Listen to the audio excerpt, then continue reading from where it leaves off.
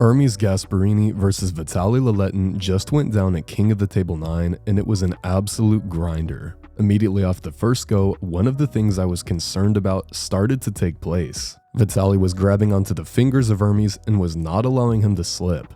ERMES ends up fouling 3 times in a row just trying to slip from VITALY's grip, and he ends up losing the first round. I started getting really nervous that we weren't even gonna see them arm wrestle and the whole thing was about to turn into a grip strength event. But fortunately, ERMES managed to slip in round 2 and we got to see the straps.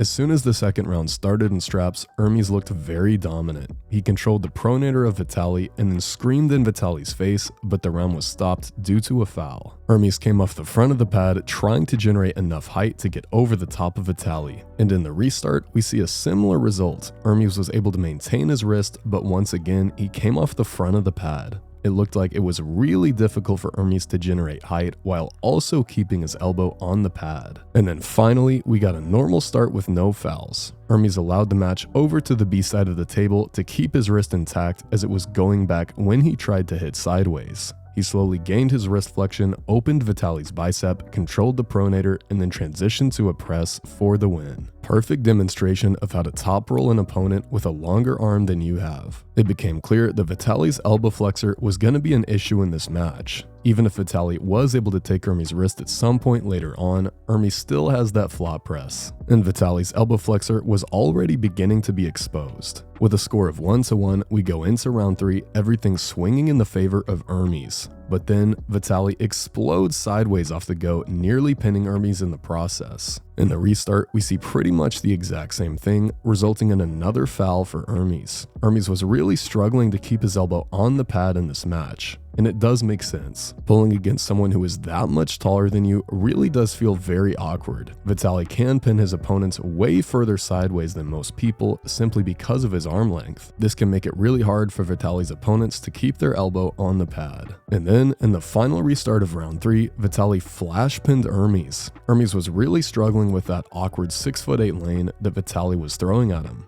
VITALY's arm is so long, he was literally pinning ERMES past the pin pad. And ERMES started looking a little bit confused from this point in the match. With a score of 2-1 in the favor of VITALY, ERMES needed to make something happen.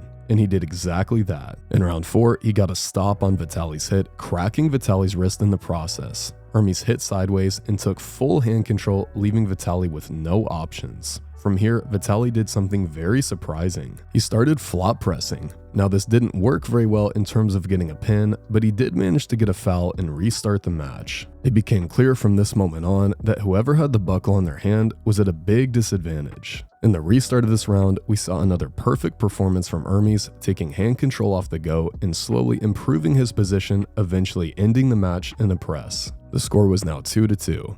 Round 5, this time ERMES having the buckle on his hand looks way worse and he gets pinned in this round, but it was right after an elbow foul from VITALY, so we restarted the round. In the restart, despite having the buckle, ERMES just barely gets a stop and starts turning the match around, but VITALY immediately uses a strategic foul to get a restart. In the final restart of this round, ERMES barely gets a stop, this time even closer to the pin pad, but he manages to hold on and slowly brings the match back to center and finishes in a flop press. In round 5 of this match, ERMES finally managed to start pulling away from VITALY, and this was the shift in the match that led to an ERMES victory. ERMES GASPARINI, now with the non-buckle side, takes center table immediately off the go. He transitions to a flop press and gets the pin. Certainly not an easy match for either guy, but I think ERMES learned a ton from this match from a technical perspective, and VITALY really gave him a good run for his money. Awesome match.